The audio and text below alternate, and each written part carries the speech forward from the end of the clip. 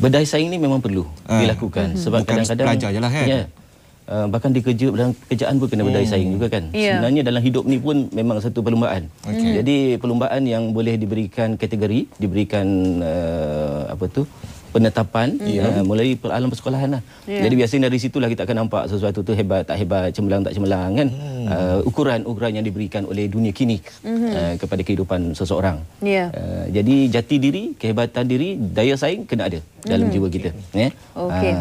Macam ada kata pantun lah. Ada, itu nak dengar tu pagi-pagi ni kan. Silakan Doktor. Ada kawan namanya Alang.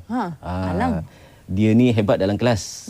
Kalau kita nak jadi cemerlang gemilang, usaha jangan malas.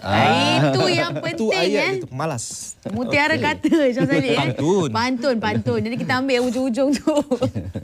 Jangan malas. Yang penting kita rajin. Okey, tapi mengapa perlu kita wujudkan sifat berdaya saing? Mengapa? Lebih-lebih lagi kalau kita kaitkan bagi adik-adik kita di sekolah maupun kita di sini juga. Bagi sebarang pekerjaan, sebarang situasi, mengapa pentingnya untuk seseorang itu ada sifat berdaya saing ni? Kalau kita ambil contohlah ayam kampung ya. Ayam kampung dia terpaksa cari makan sendiri kan. Jadi dia terpaksa tough, dia terpaksa hebat, dia terpaksa kais makanan untuk dapat makanan ya.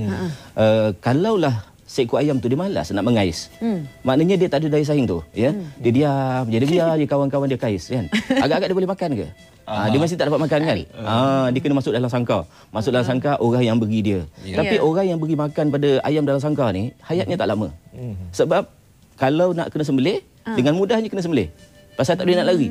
Tapi kalau ayam kat kampung tu, dia boleh lari dulu kan. Orang kata puas hatilah kalau kena sembelih pun. Sebab dah usaha supaya tak kena sembelih kan. Jadi daya saing ni sebenarnya adalah satu keperluan hidup. Kita kena ada bentuk satu dalam diri kita ni untuk bersaing. Kalau tidak kita ketinggalan. Nak dunia zaman sekarang ni, zaman yang orang semua pecut, semua orang bersaing, kita tak nak, kita akan ketinggalan. Dan kalau kita ketinggalan, bayangkan apa jadi pada kita? Dahsyat tu. Susah nak bayang tu. Susah kita mengejar balik tu. Kita lihat di sekolah sendiri sudah ada pecahan untuk pelajar cemerlang, untuk pelajar kurang cemerlang. Adakah itu satu perkara yang sihat ataupun kita boleh ubah sedikit, kita campurkan saja mereka semua ini? Saya lebih suka dulu waktu saya sekolah ya. Tahun-tahun berapa ya? Tahun 60-an kan. Tapi umur sekarang 22. Oh amboi, itu dah pecah rahsia dah. Umur doktor 22. Sekolah tahun 60-an. Tapi umur 22. Sekolah 60-an. Betul lah tu. Betul. Tapi tak salah. Tak salah. Nampak muda pun doktor. Pandai dan hati. Okey, waktu saya sekolah dulu ya, memang cikgu dia akan letakkan kelas A dengan kelas B untuk setengah mata pelajaran. Ya. Jadi sesetengah mata pelajaran. Maknanya dalam sebulan tu adalah sekali dua yang dicampurkan. Dulu kelas harimau dengan kelas singa. Harimau ni A lah kiranya, singa tu kira B lah. Jadi cikgu akan campurkan sekejap. Jadi budak-budak ni akan bercampur. Kemudian dipisahkan balik. Jadi saya rasa kalau apa yang pertama Encik Isham tadi tu, saya rasa elok juga benda ni dilakukan. Pasal apa? Kalau tidak dicampurkan, kita tak nampak daya saing tu wujud.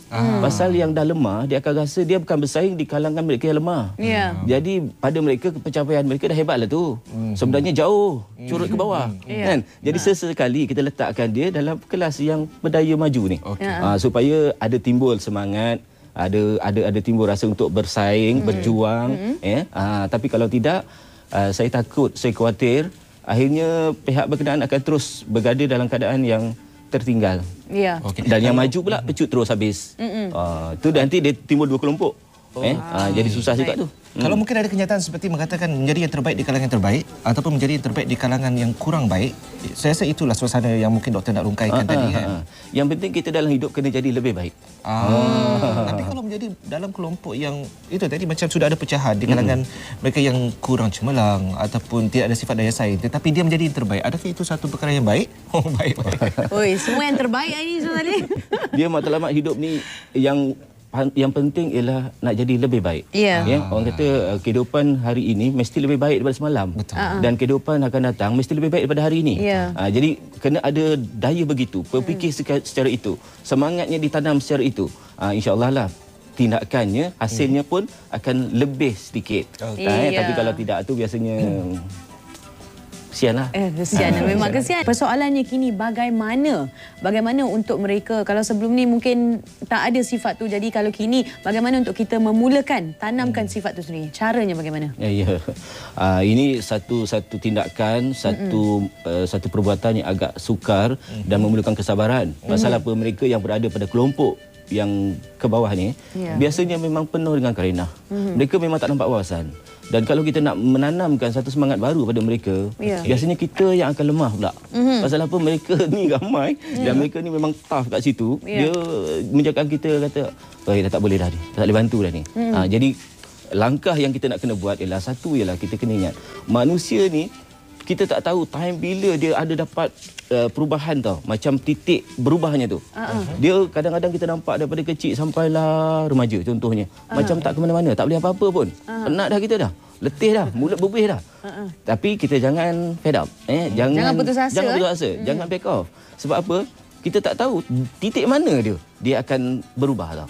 Satu perkataan kita yang kita sebut 10 tahun dulu, tiba-tiba muncul dalam kepala dia balik semula. Kan? Ketika itu dia dah jadi manusia semula kan. Kita tak tahu sebab soal hidayah ke, soal apa yang ini kadang-kadang kerja Tuhan. Yang kita ni sebagai hamba, kita buat je lah kerja kita kan. Ada qada tu lah ya. Macam cikgu ke, macam pendidik, macam ibu ayah kan. Berterusan. Langkahnya tu kita tak boleh kata tak boleh dah tak boleh dah tak ada harapan dah, jangan mengambilkan progres je ni tak boleh, kita kena teruskan sebab usaha dakwah ni kalau kita tengok Nabi sendiri pun dia mengalami macam-macam keadaan dalam menyampaikan benda yang baik kan.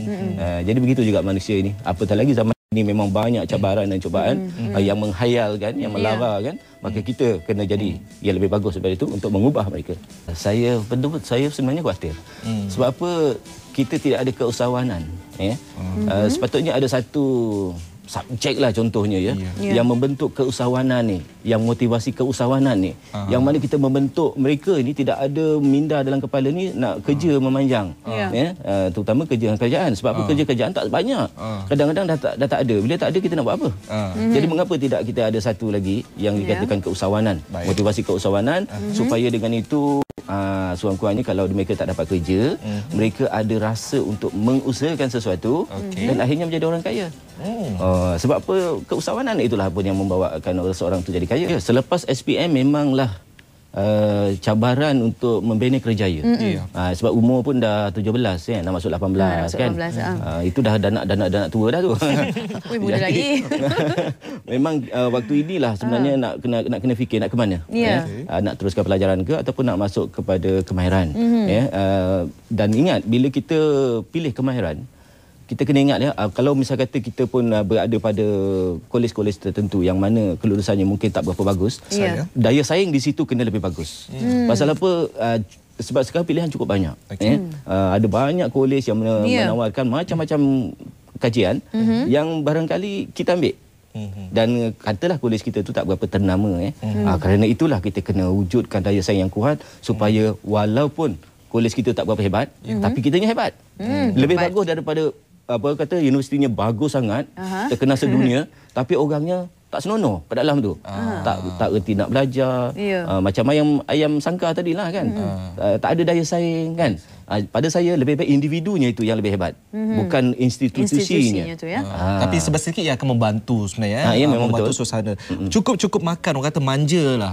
Ini bukan, saya rasa antara faktor kenapa kurangnya berdaya saing. Saya rasa doktor ada pandangan sedikit. Ya, kita ni satu lagi ialah kita dalam zon selesa. Kebanyakan kita ni begitulah. Kita, anak-anak kita kan, negara kita ni selesa. Sebab itu kita kurang daya saing. Kita ambil contohlah ayam kampung Ayam kampung dia terpaksa cari makan sendiri kan. Jadi dia terpaksa tough, dia terpaksa hebat, dia terpaksa kais makanan untuk dapat makanan kalaulah seekor ayam tu dia malas nak mengais, maknanya dia tak ada daya saing tu dia diam je, dia biar je kawan-kawan dia kais kan. Agak-agak dia boleh makan ke? Dia masih tak dapat makan kan. Dia kena masuk dalam sangkar. Masuk dalam sangkar orang yang beri dia. Tapi orang yang beri makan pada ayam dalam sangkar ni hayatnya tak lama. Sebab kalau nak kena sembelih, dengan mudahnya kena sembelih. Pasal tak boleh nak lari. Tapi kalau ayam kat kampung tu, dia boleh lari dulu kan. Orang kata puas hatilah kalau kena sembelih pun, sebab dah usaha supaya tak kena sembelih kan. Jadi daya saing ni sebenarnya adalah satu keperluan hidup. Dia matlamat hidup ni yang yang penting ialah nak jadi lebih baik. Orang kata kehidupan hari ini mesti lebih baik daripada semalam. Dan kehidupan akan datang mesti lebih baik daripada hari ini. Jadi kena ada daya begitu, berfikir secara itu, semangatnya ditanam secara itu. InsyaAllah lah tindakannya, hasilnya pun akan lebih sedikit. Manusia ni kita tak tahu time bila dia ada dapat perubahan tau. Macam titik berubahnya tu. Dia kadang-kadang kita nampak daripada kecil sampailah remaja contohnya. Macam tak ke mana-mana, tak boleh apa-apa pun. Penat dah kita dah. Letih dah, mulut berbih dah. Tapi kita jangan fed up. Jangan putus asa. Jangan back off. Sebab apa? Kita tak tahu titik mana dia akan berubah tau. Satu perkataan kita yang kita sebut 10 tahun dulu, tiba-tiba muncul dalam kepala dia balik semula. Kan? Ketika itu dia dah jadi manusia semula kan. Kita tak tahu sebab soal hidayah ke, soal apa yang ini kadang-kadang kerja Tuhan. Yang kita ni sebagai hamba kita buat jelah kerja kita kan. Ada qadar tu lah ya. Macam cikgu ke, macam pendidik, macam ibu ayah kan. Berterusan. Langkahnya tu kita tak boleh kata tak boleh dah tak boleh dah tak ada harapan dah, jangan mengambilkan progres je ni tak boleh, kita kena teruskan sebab usaha dakwah ni kalau kita tengok Nabi sendiri pun dia mengalami macam-macam keadaan dalam menyampaikan benda yang baik kan. Jadi begitu juga manusia ini, apatah lagi zaman ini memang banyak cabaran dan cubaan yang menghayalkan, yang melara kan. Maka kita kena jadi yang lebih bagus daripada itu untuk mengubah mereka. Ya, kita ni satu lagi ialah kita dalam zon selesa. Kebanyakan kita ni begitulah. Kita, anak-anak kita kan, negara kita ni selesa. Sebab itu kita kurang daya saing. Ya, kita ni satu lagi ialah kita dalam zon selesa. Kebanyakan kita ni begitulah. Kita, anak-anak kita kan, negara kita ni selesa. Sebab itu kita kurang daya saing.